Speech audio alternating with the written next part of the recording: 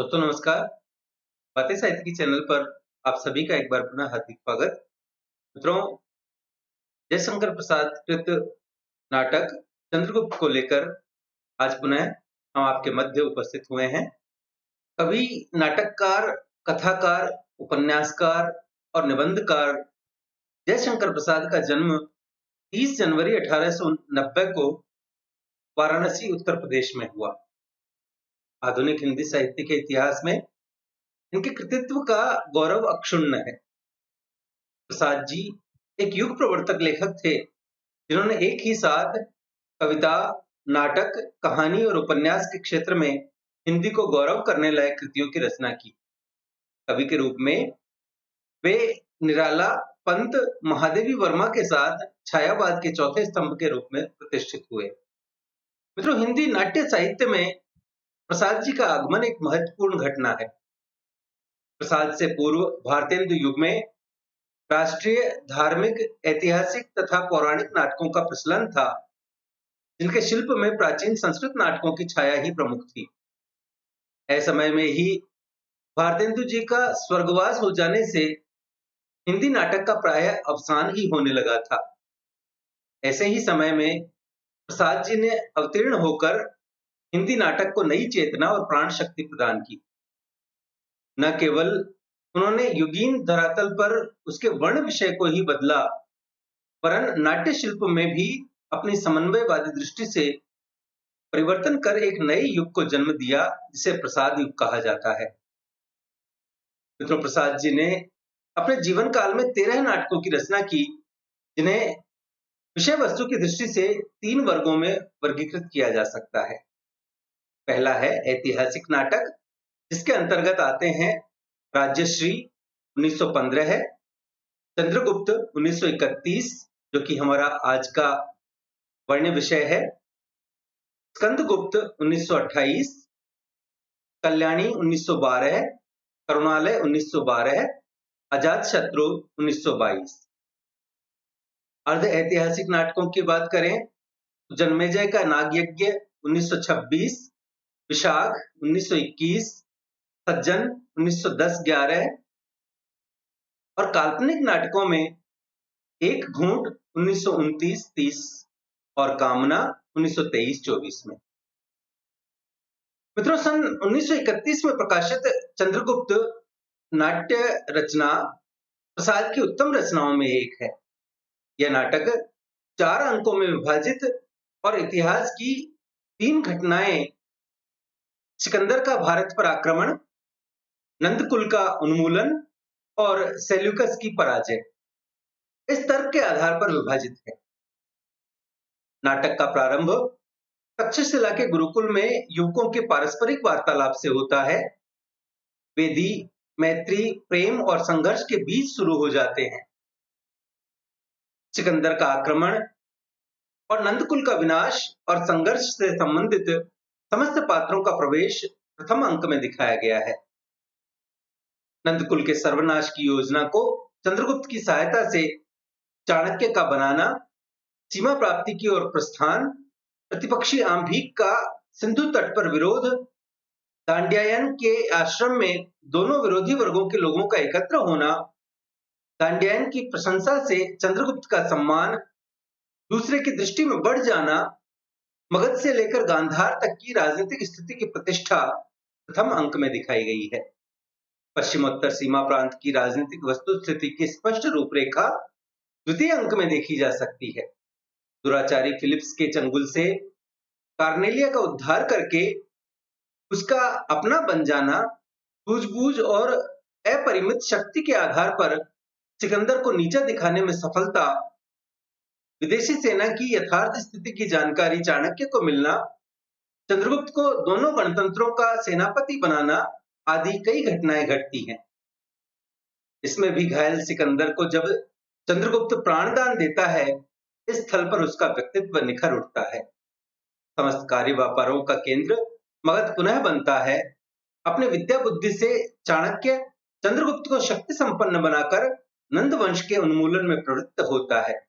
विद्रोह की ज्वाला में नंद का सर्वनाश होता है और सभी लोग एक मत होकर चंद्रगुप्त को शासक के रूप में स्वीकार करते हैं। अंत में चाणक्य के कुचक्र में फंसकर पर्वतेश्वर के प्राणों का अंत हो जाता है। कल्याणी भी आत्महत्या कर लेती है। चंद्रगुप्त का राज्य निष्कंटक हो जाता है। इसके बाद भी छोटे बड़े आंतरिक विद्रोह होते हैं, पर चाणक्य के सत्य प्रयासों से सारे शांत हो जाते हैं। राक्षस तथा सुवासिनी तथा चंद्रगुप्त और कार्नेलिया को प्रणय सूत्र में बांधकर वह राजनीति से संन्यास ले लेता है और इसी के साथ नाटक का अंत हो जाता है। तो प्रथम अंक में 22 दृश्य हैं, द्वितीय अंक में 11 दृश्य हैं, तृतीय अंक में 9 दृश्य हैं तथा चतुर्थ अंक में 16 दृश्य हैं। मित्रों, कथानक का निर्माण करने में द्विजेंद्र लाल राय के चंद्रगुप्त नाटक के कथानक का उपयोग किया गया है। प्रसाद आलोचनात्मक सर्वेक्षण के पृष्ठ संख्या 156 पर डॉक्टर रामप्रसाद मिश्र कहते हैं, इस नाटक के सृजन पर विशाखदत्ता के मुद्रा राक्षस का प्रभाव है। भारत के दीर्घ इतिहास की गाथा होने के कारण नाटक की कथा लंबी है। भारतीय नाट्य शिल्प के अनुसार कथा गाय की पूंछ के समान होनी चाहिए, पर चतुर्थ अंक में इसके विपरीत अधिक दृश्य हैं। इसलिए एक आलोचक ने इस रचना को संस्कृत नाट्य सिद्धांत के अनुसार रचा हुआ सिद्ध किया है।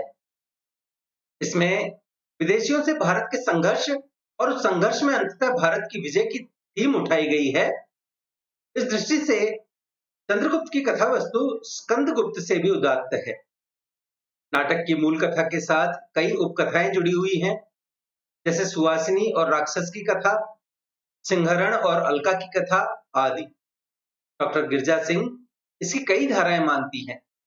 एक धारा सिकंदर और अलका से संबद्ध है, दूसरी राक्षस और सुवासिनी से तथा तीसरी चंद्रगुप्त और कल्याणी से जुड़ती है। चौथी धारा कार्नेलिया और चंद्रगुप्त की कथा के रूप में चलती दिखाई पड़ती है।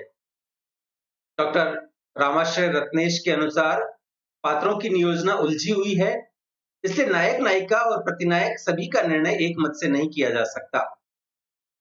नाटक में प्रेम के कई मनोहर चित्र हैं, जैसे अलका और सिंहरण, चंद्रगुप्त और कार्नेलिया, राक्षस और सुवासिनी आदि। नाटक में कुल 13 गीत हैं और गीत गाने में सभी प्रधान पात्र प्रवीण हैं। नाटक का अंगिरस वीर है, श्रृंगार अंगरस है, भारत की प्राचीन सभ्यता का गुणगान, गुलामी से मातृभूमि की मुक्ति आदि इस नाटक के लक्ष्य हैं। तो आइए मित्रों, चलते हैं प्रसाद जी के इस ऐतिहासिक नाटक चंद्रगुप्त की ओर। प्रथम अंक का पहला दृश्य है तक्षशिला के गुरुकुल का मठ। चाणक्य और सिंहरण आपस में बात कर रहे हैं। चाणक्य कहता है, सौम्य, कुलपति ने मुझे गृहस्थ जीवन में प्रवेश करने की आज्ञा दे दी है। केवल तुम ही लोगों को अर्थशास्त्र पढ़ाने के लिए ठहरा था, क्योंकि इस वर्ष के भावी स्नातकों को अर्थशास्त्र का पाठ पढ़ाकर मुझ अकिंचन को गुरु दक्षिणा चुका देनी थी। सिंहरण कहता है, आर्य, मालवों को अर्थशास्त्र की उतनी आवश्यकता नहीं जितनी अस्त्र शास्त्र की, इसलिए मैं पाठ में पिछड़ा रहा, क्षमा प्रार्थी हूं। चाणक्य कहता है, अच्छा, अब तुम मालव जाकर क्या करोगे? सिंहरण कहता है, अभी तो मैं मालव नहीं जाता, मुझे तक्षशिला की राजनीति पर दृष्टि रखने की आज्ञा मिली है। चाणक्य कहता है, मुझे प्रसन्नता होती है कि तुम्हारा अर्थशास्त्र पढ़ना सफल होगा। क्या तुम जानते हो कि यवनों के दूत यहां क्यों आए हैं? सिंहरण कहता है, मैं उसे जानने की चेष्टा कर रहा हूं। आर्यावर्त का भविष्य लिखने के लिए कुचक्र और प्रताड़ना की लेखनी और मसी प्रस्तुत हो रही है। लेखनी अर्थात कलम और मसी अर्थात स्याही। उत्तरापद के खंड राज्य द्वेष से जर्जर हैं, शीघ्र भयानक विस्फोट होगा। सहसा आंभिक और अलका का प्रवेश होता है। आंभिक कहता है, कैसा विस्फोट? युवक, तुम कौन हो? सिंहरण कहता है, एक मालव। आंभिक कहता है, नहीं, विशेष परिचय की आवश्यकता है। सिंहरण कहता है, तक्षशिला गुरुकुल का एक छात्र। आंभिक कहता है, देखता हूं कि तुम दुर्विनीत भी हो। दुर्विनीत अर्थात अविनम्र। सिंगारण कहता है, कदापि नहीं राजकुमार। विनम्रता के साथ निर्भीक होना मालवों का वंशानुगत चरित्र है और मुझे तो तक्षशिला की शिक्षा का भी गर्व है। अंबिक कहता है, परंतु तुम किसी विस्फोट की बातें अभी कर रहे थे। और चाणक्य, क्या तुम्हारा भी इसमें कुछ हाथ है? चाणक्य चुप रहता है। अंबिक क्रोध में भरकर बोलता है, बोलो ब्राह्मण, मेरे राज्य में रहकर, मेरे अन्न से पलकर मेरे ही विरुद्ध कुचक्रों का सृजन। चाणक्य कहता है, राजकुमार, ब्राह्मण न किसी के राज्य में रहता है और न किसी के अन्न से पलता है, तो राज्य में विचरता है और अमृत होकर जीता है। यह तुम्हारा मिथ्या गर्व है।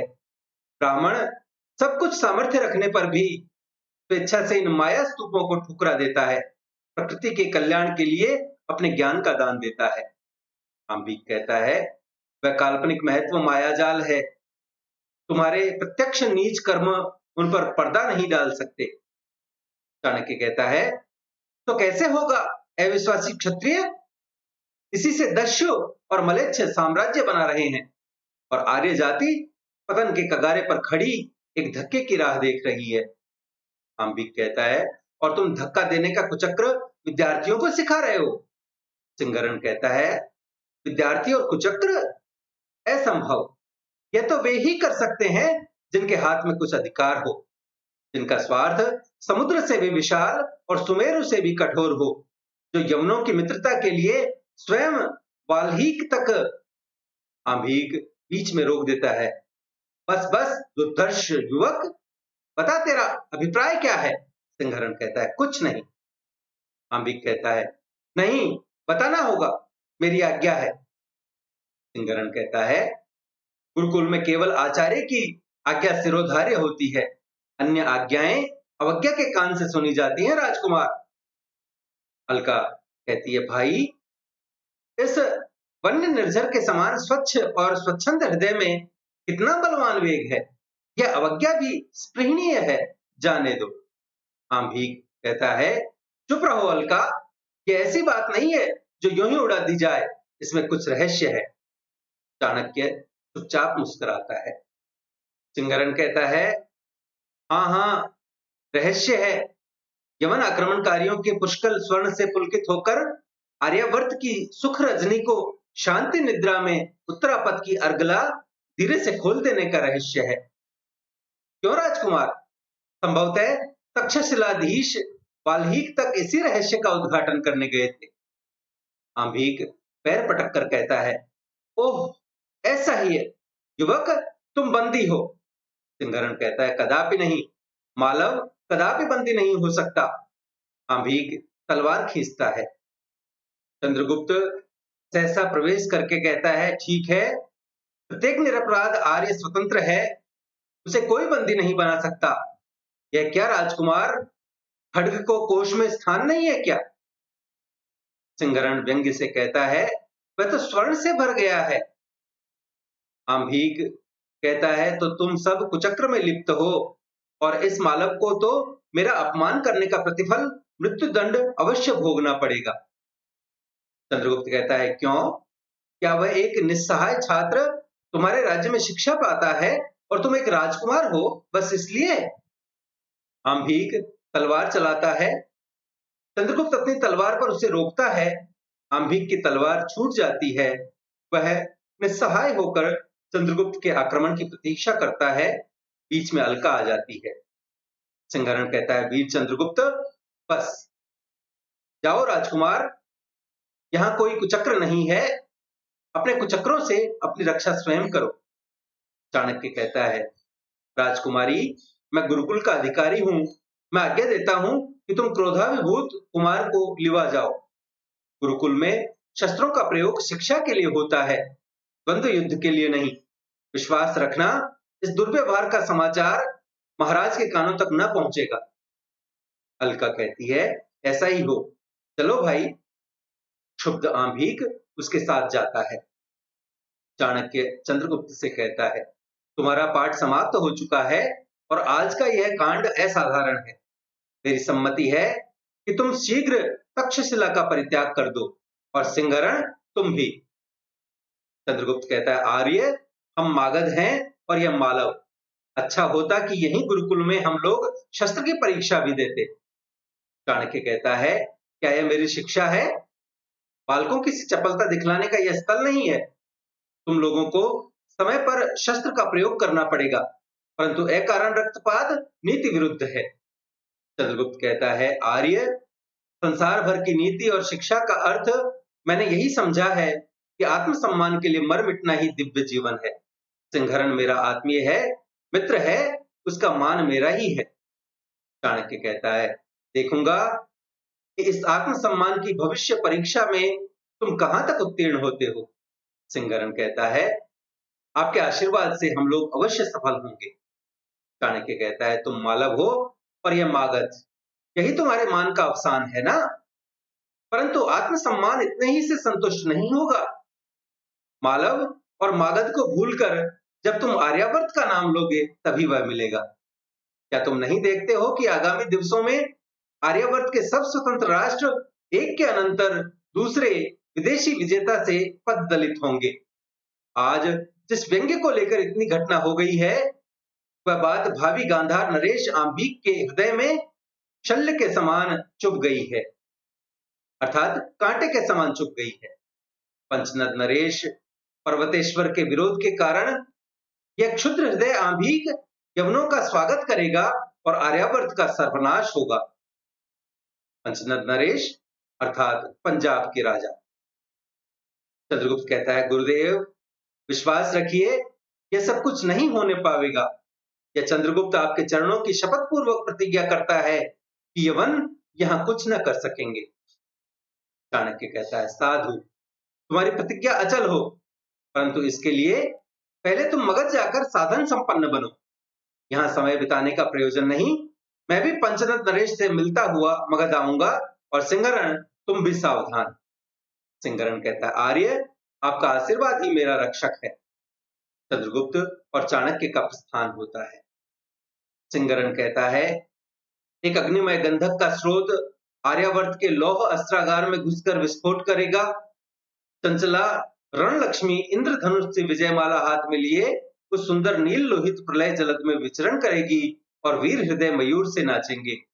तब आओ देवी, स्वागत। उसी समय अलका का प्रवेश होता है। अलका कहती है, मालव वीर, अभी तुमने तक्षशिला का परित्याग नहीं किया। सिंहरण कहता है, क्यों देवी, क्या मैं यहाँ रहने के उपयुक्त नहीं हूं? अलका कहती है, नहीं, मैं तुम्हारी सुख शांति के लिए चिंतित हूं। भाई ने तुम्हारा अपमान किया है, पर वह अकारण न था। जिसका जो मार्ग है वह चलेगा। तुमने अनधिकार चेष्टा की थी। देखती हूं कि प्रायः मनुष्य दूसरों को अपने मार्ग पर चलाने के लिए रुक जाता है और अपना चलना बंद कर देता है। सिंहरण कहता है, परंतु भद्रे, जीवन काल में भिन्न भिन्न मार्गों की परीक्षा करते हुए जो ठहरता हुआ चलता है, वह दूसरों को लाभ ही पहुंचाता है। यह कष्टदायक तो है, परंतु निष्फल नहीं। अलका कहती है, किंतु मनुष्य को अपने जीवन और सुख का भी ध्यान रखना चाहिए।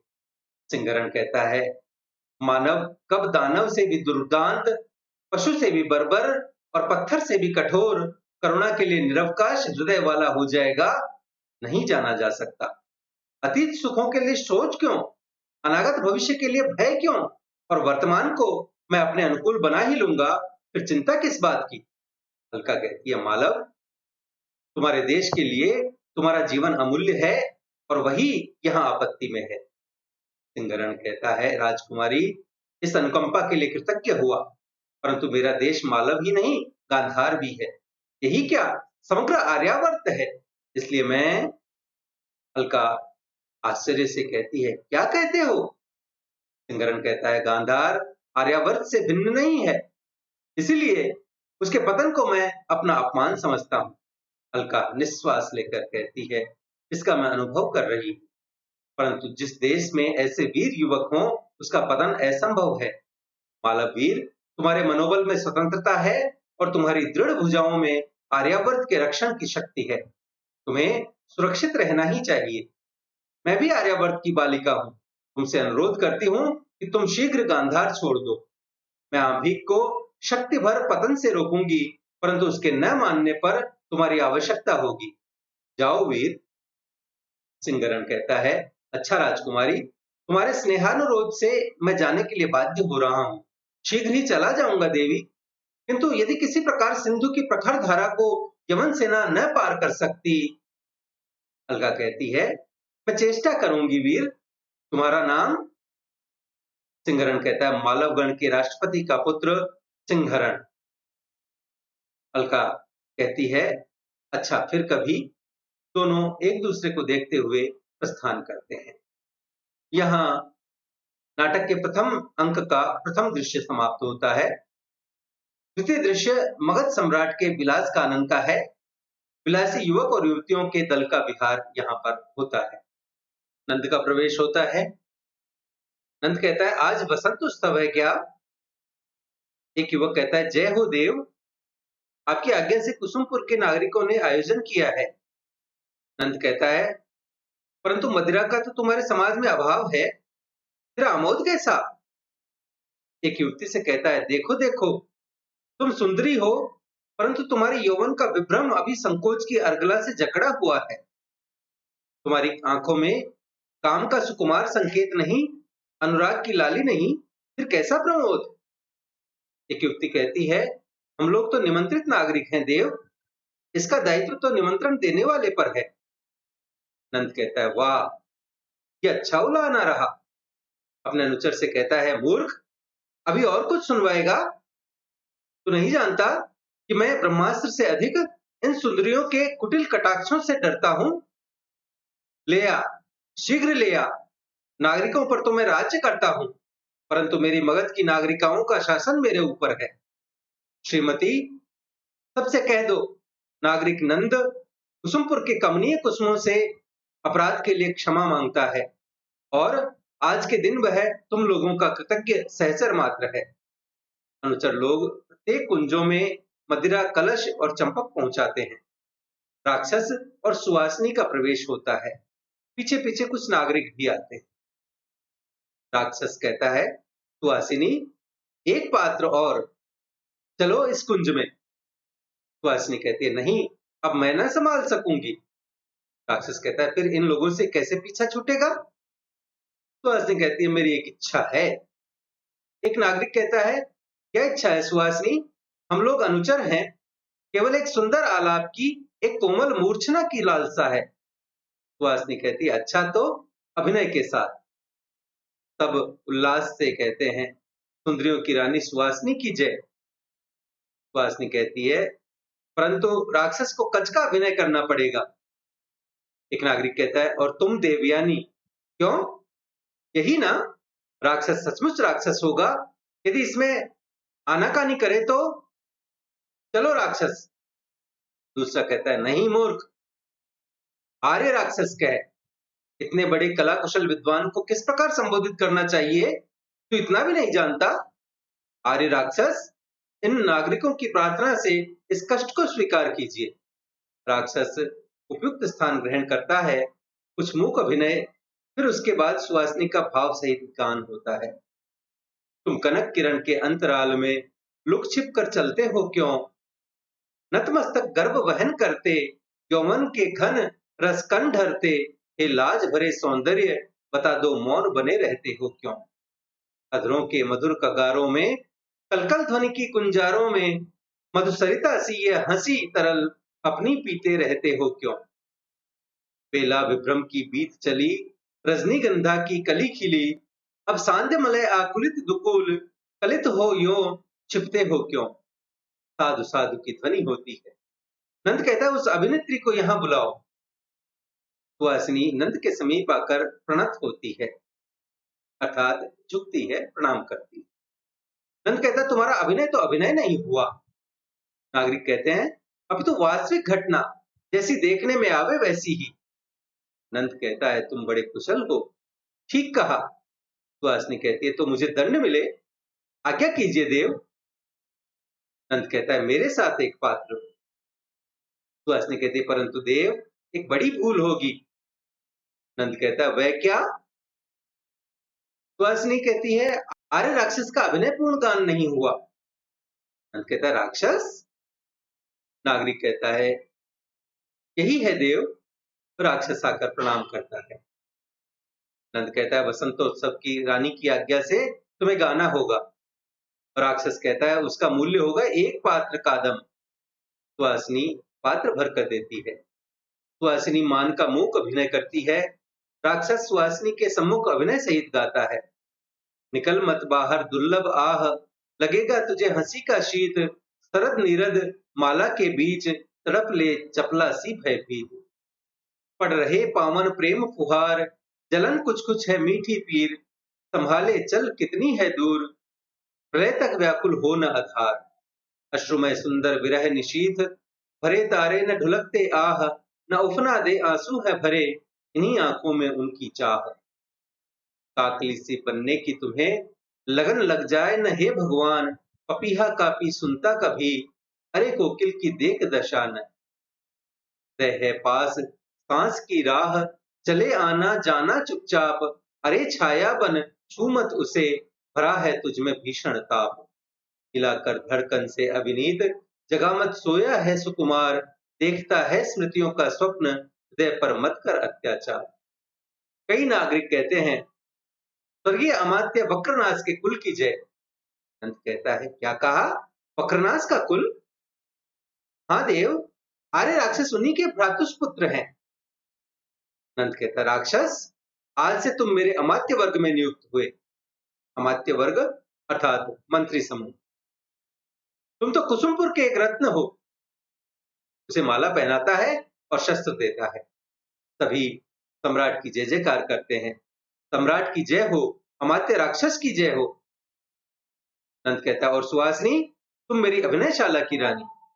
तब हर्ष प्रकट करते हुए जाते हैं। प्रथम अंक का तीसरा दृश्य है पाटलिपुत्र में एक भग्न कुटीर। चाणक्य वहां प्रवेश करता है और बोलता है झोपड़ी ही तो थी, पिताजी यहीं मुझे गोद में बिठाकर राजमंदिर का सुख अनुभव करते थे। ब्राह्मण थे, मृत और अमृत जीविका से संतुष्ट थे, पर वे भी न रहे। कहां गए कोई नहीं जानता, मुझे भी कोई नहीं पहचानता। यही तो मगध का राष्ट्र है। प्रजा की खोज है किसे? वृद्ध दरिद्र ब्राह्मण कहीं ठोकरे खाता होगा या कहीं मर गया होगा। एक प्रतिवेशी का प्रवेश होता है। प्रतिवेशी देखकर कहता है कौन हो जी तुम?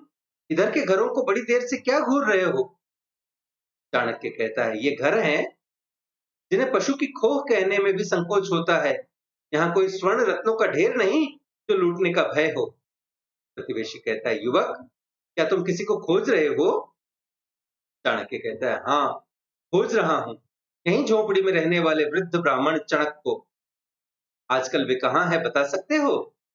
प्रतिवेशी सोचकर कहता है ओहो, कई बरस हुए, वह तो राजा की आज्ञा से निर्वासित कर दिया गया है। हंसकर कहता है वह ब्राह्मण भी बड़ा हठी था। उसने राजा नंद के विरुद्ध प्रचार करना आरंभ किया था, तो भी क्यों, एक मंत्री शक्टार के लिए। उसने सुना कि राजा ने शक्टार का बंदी गृह में वध करवा डाला। ब्राह्मण ने नगर में इस अन्याय के विरुद्ध आतंक फैलाया। सबसे कहने लगा कि महापद्म का जारज पुत्र नंद, महापद्म का हत्याकारी नंद मगध में राक्षसी राज्य कर रहा है। नागरिकों सावधान। चाणक्य पूछता है अच्छा, तब क्या हुआ? प्रतिवेशी कहता है वह पकड़ा गया। तो भी कब? जब एक दिन अहेर की यात्रा करते हुए नंद के लिए राजपथ में मुक्त कंठ से नागरिकों ने अनादर के वाक्य कहे। नंद ने ब्राह्मण को समझाया, यह भी कहा कि तेरा मित्र शक्टार बंदी है, मारा नहीं गया, पर वह बड़ा हठी था, उसने न माना न ही माना। नंद ने भी चिढ़कर उसका ब्रह्मस्व बौद्ध विहार में दे दिया और उसे मगध से निर्वासित कर दिया। यही तो उसकी झोपड़ी है। और वह चला जाता है। चाणक्य उसे बुलाकर कहता है अच्छा, एक बात और बताओ। प्रतिवेशी कहता है क्या पूछते हो जी? तुम इतना जान लो कि नंद को ब्राह्मणों से घोर शत्रुता है और वह बौद्ध धर्मानुयायी हो गया है। चाणक्य कहता है होने दो, परंतु यह तो बताओ शक्टार का कुटुंब कहाँ है? प्रतिवेशी कहता है कैसे मनुष्य हो? अरे राजकोपानल में वे सब जल मरे, इतनी सी बात के लिए मुझे लौटाया था। छी! और वह जाना चाहता है। चाणक्य कहता है हे भगवान, एक बात दया करके और बता दो, शक्टार की कन्या सुवासिनी कहाँ है? प्रतिवेशी जोर से हंसता है। युवक, वह बौद्ध विहार में चली गई थी, परंतु वहां भी न रह सकी। पहले तो अभिनय करती फिरती थी, आजकल कहाँ है नहीं जानता। ऐसा कहते हुए वह चला जाता है। चाणक्य कह रहा है, पिता का पता नहीं, झोपड़ी भी न रह गई, सुहासिनी अभिनेत्री हो गई, संभवतः पेट की ज्वाला से। एक साथ दो दो कुटुंब का सर्वनाश और कुसुमपुर फूलों की सेज में ऊँघ रहा है। क्या इसीलिए राष्ट्र की शीतल छाया का संगठन मनुष्य ने किया था? मगध, मगध, सावधान! इतना अत्याचार सहना असंभव है। तुझे उलट दूंगा, नया बनाऊंगा, नहीं तो नाश ही करूंगा। ठहर कर फिर कहता है, एक बार चलूं, नंद से कहूं? नहीं, परंतु मेरी भूमि, मेरी वृत्ति वहीं मिल जाए।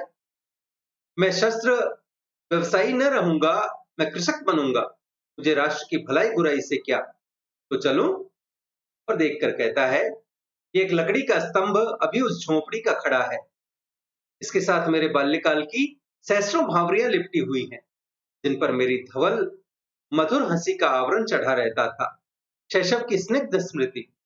विलीन हो जा। खंबा खींचकर गिराता चला जाता है। चौथे दृश्य में कुसुमपुर के सरस्वती मंदिर के उपवन का पथ दिखाया गया है। राक्षस कह रहा है, सुहासिनी, हठ न करो। सुहासिनी कहती है, नहीं, उस ब्राह्मण को दंड दिए बिना सुहासिनी जी नहीं सकती। अमात्य, तुमको करना होगा। मैं बौद्ध स्तूप की पूजा करके आ रही थी, उसने व्यंग्य किया और वह बड़ा कठोर था। राक्षस, उसने कहा, वेश्याओं के लिए भी एक धर्म की आवश्यकता थी। चलो, अच्छा ही हुआ, ऐसे धर्म के अनुगत पतितों की भी कमी नहीं। राक्षस कहता है, यह उसका अन्याय था। सुहासिनी कहती है, परंतु अन्याय का प्रतिकार भी है, नहीं तो मैं समझूंगी कि तुम भी वैसे ही एक कठोर ब्राह्मण हो। राक्षस कहता है, मैं वैसा हूं कि नहीं यह पीछे मालूम होगा, परंतु सुहासिनी, मैं स्वयं हृदय से बौद्ध मत का समर्थक हूं, केवल उसकी दार्शनिक सीमा तक। इतना ही कि संसार दुखमय है। सुहासिनी कहती है, इसके बाद? राक्षस कहता है, मैं इस क्षणिक जीवन की घड़ियों को सुखी बनाने का पक्षपाती हूं, और तुम जानती हो कि मैंने ब्याह नहीं किया, परंतु भिक्षु भी न बन सका। सुहासिनी कहती है, तब आज से मेरे कारण तुमको राजचक्र में बौद्ध मत का समर्थन करना होगा। राक्षस कहता है, मैं प्रस्तुत हूं। सुहासिनी कहती है, फिर तो मैं तुम्हारी हूं। मुझे विश्वास है कि दुराचारी सदाचार के द्वारा शुद्ध हो सकता है, और बौद्ध मत इसका समर्थन करता है, सबको शरण देता है। हम दोनों उपासक होकर सुखी बनेंगे। राक्षस कहता है, इतना बड़ा सुख स्वप्न का जाल आंखों में न फैलाओ। सुहासिनी कहती है, नहीं प्रिय, मैं तुम्हारी अनुचरी हूं। मैं नंद की विलास लीला का क्षुद्र उपकरण बनकर नहीं रहना चाहती। और वह चली जाती। राक्षस कहता है, एक पर्दा उठ रहा है या गिर रहा है, समझ में नहीं आता। आंख मीच कर कहता है, सुहासिनी, कुसुमपुर का स्वर्गीय कुसुम मैं हस्तगत कर लूं? नहीं, राजकोप होगा, परंतु जीवन वृथा है। मेरी विद्या, मेरा परिष्कृत विचार सब व्यर्थ हैं। सुहासिनी, एक लालसा है, एक प्यास है, वह अमृत है, उसे पाने के लिए 100 बार मरूंगा। नेपथ्य से आवाज आती है, हटो, मार्ग छोड़ दो। राक्षस कहता है, कोई राजकुल की सवारी है क्या? तो चलूं? जाता है। रक्षियों के साथ शिविका पर राजकुमारी कल्याणी का प्रवेश होता है। कल्याणी शिविका से उतरती हुई लीला से कहती है, शिविका, उद्यान के बाहर ले जाने के लिए कहो, और रक्षी लोग भी वहीं ठहरे। शिविका लेकर रक्षक चले जाते हैं। तो शिविका अर्थात पालकी या डोली। कल्याणी देखकर कहती है, आज सरस्वती मंदिर में कोई समाज है क्या? जा तो नीला, देखा। नीला जाती है। लीला कहती है, राजकुमारी, चलिए, इस श्वेत शिला पर बैठिए। यहाँ अशोक की छाया बड़ी मनोहर है। अभी तीसरे पहर का सूर्य कोमल होने पर भी स्पृहणीय नहीं। कल्याणी कहती है, चल। दोनों जाकर बैठती हैं कि नीला आती है। नीला कहती है, राजकुमारी, आज तक्षशिला से लौटे हुए स्नातक लोग सरस्वती दर्शन के लिए आए हैं। कल्याणी कहती है, क्या सब लौट आए हैं? नीला कहती है, यह तो न जान सकी। कल्याणी कहती है, अच्छा तू भी बैठ, देख कैसी सुंदर माधवी लता फैल रही है। महाराज के उद्यान में भी लताएं ऐसी हरी भरी नहीं, जैसे राज आतंक से वे भी डरी हुई हों। सच नीला, मैं देखती हूँ कि महाराज से कोई स्नेह नहीं करता, डरते भले ही हों। नीला कहती है, सखी मुझ पर भी उनका कन्या सा ही स्नेह है, परंतु मुझे डर लगता है। कल्याणी कहती है, मुझे इसका बड़ा दुख है। देखती हूँ कि समस्त प्रजा उनसे त्रस्त और भयभीत रहती है। प्रचंड शासन करने के कारण उनका बड़ा दुर्नाम है। लीला कहती है, परंतु इसका उपाय क्या है? देख लीला, वे दो कौन इधर आ रहे हैं, चल हम लोग छिप जाएं। तब कुंज में चली जाती है तो ब्रह्मचारियों का प्रवेश होता है। एक ब्रह्मचारी कहता है, धर्मपालित मगध को उन्माद हो गया है। वह जनसाधारण के अधिकार अत्याचारियों के हाथ में देकर विलासिता का स्वप्न देख रहा है। तुम तो गए नहीं, मैं अभी उत्तरापथ से आ रहा हूं। गणतंत्रों में सब प्रजा वन्य विरोध के समान स्वच्छंद फल फूल रही है। इधर उन्मत्त मगध साम्राज्य की कल्पना में निमग्न है। दूसरा कहता है, स्नातक तुम ठीक कह रहे हो। महापद्म का जारज पुत्र नंद केवल शस्त्र बल और कूटनीति के द्वारा सदाचारों के सिर पर तांडव नृत्य कर रहा है। वह सिद्धांत विहीन निशंस, कभी बौद्धों का पक्षपाती, कभी वैदिकों का अनुयायी बनकर दोनों में भेद नीति चलाकर बल संचय करता रहता है।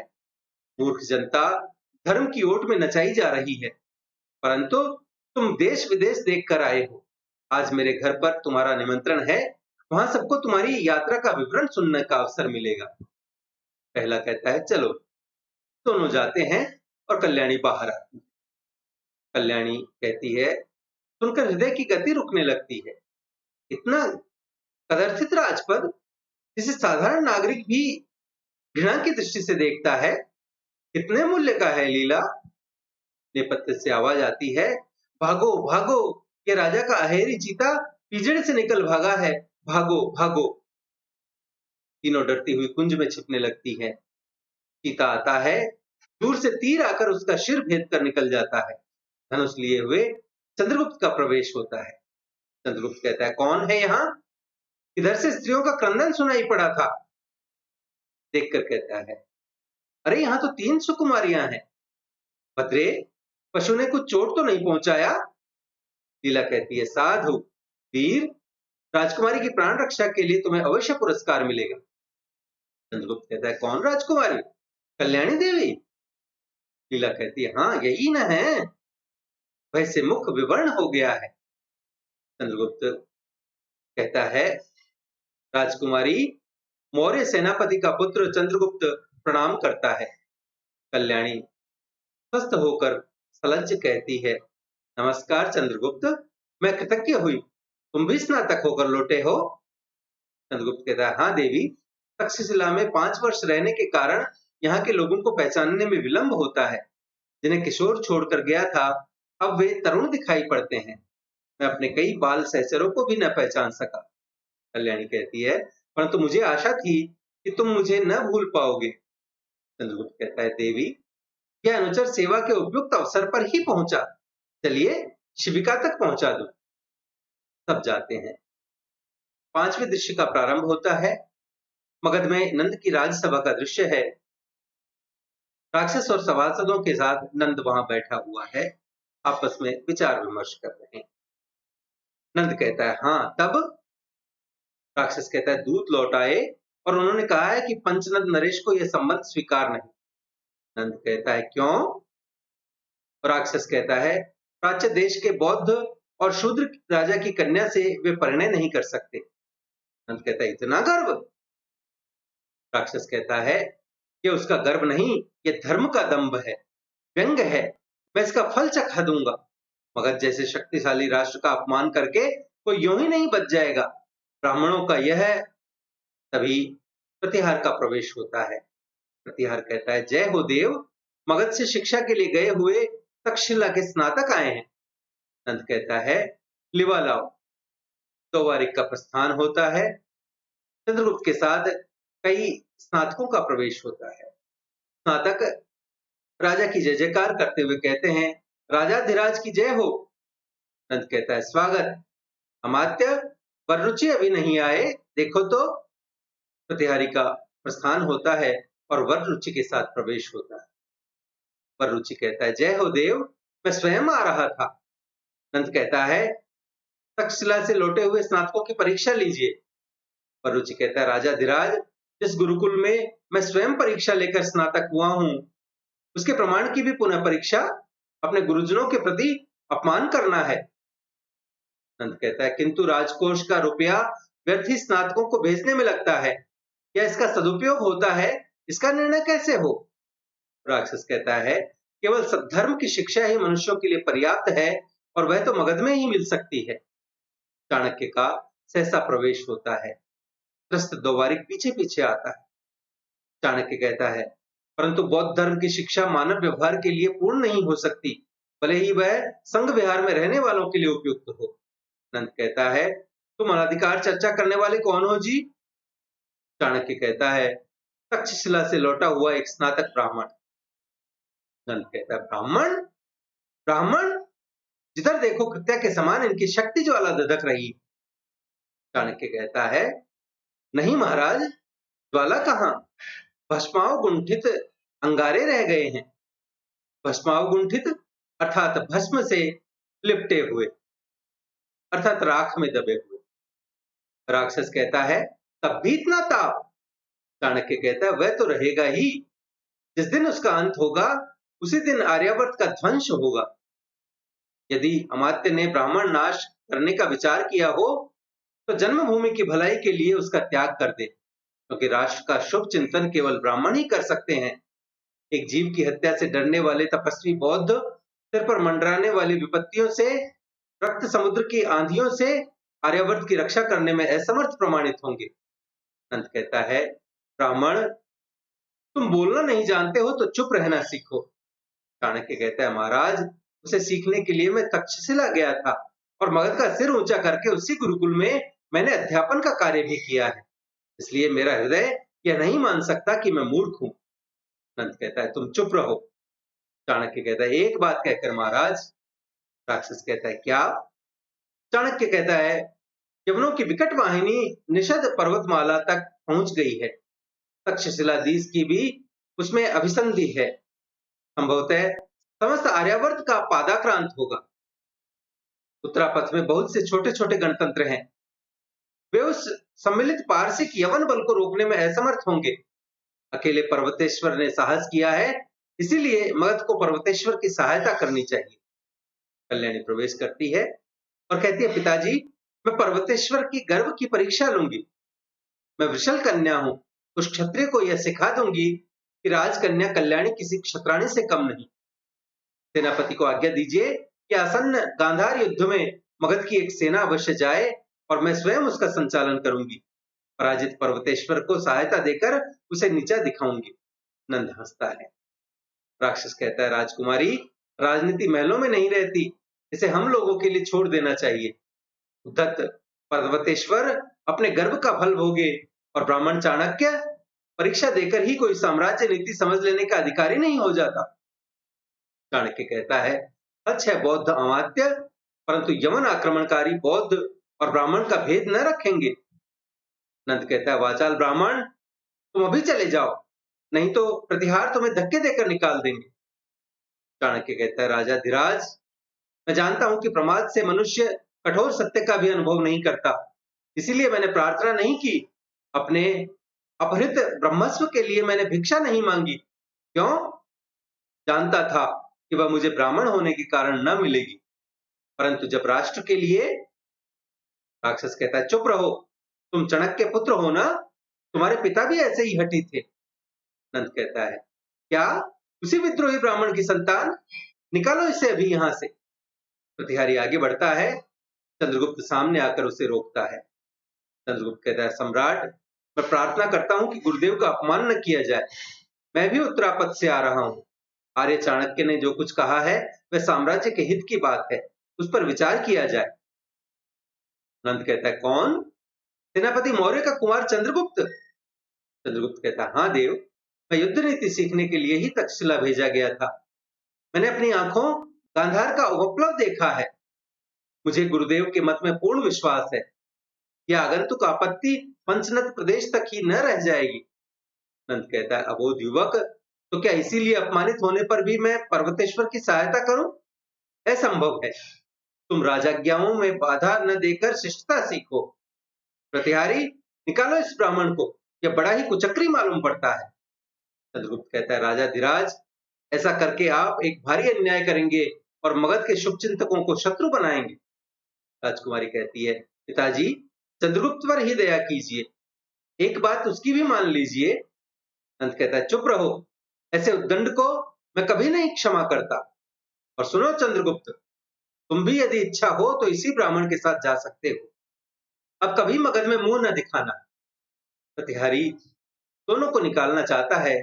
चाणक्य रुककर कहता है, सावधान नंद, तुम्हारी धर्मांधता से प्रेरित राजनीति आंधी की तरह चलेगी।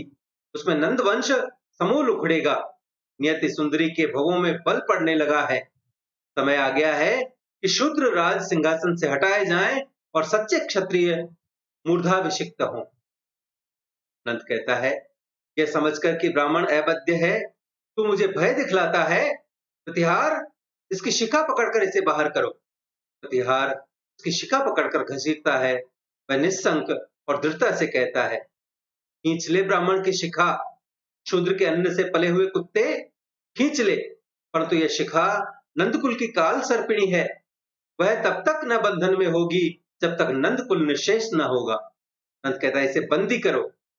चाणक्य बंदी किया जाता है। मित्रों, यहाँ 5वां दृश्य समाप्त होता है। आज के लिए इतना ही। शेष नाटक की चर्चा हम अगले भागों में करेंगे।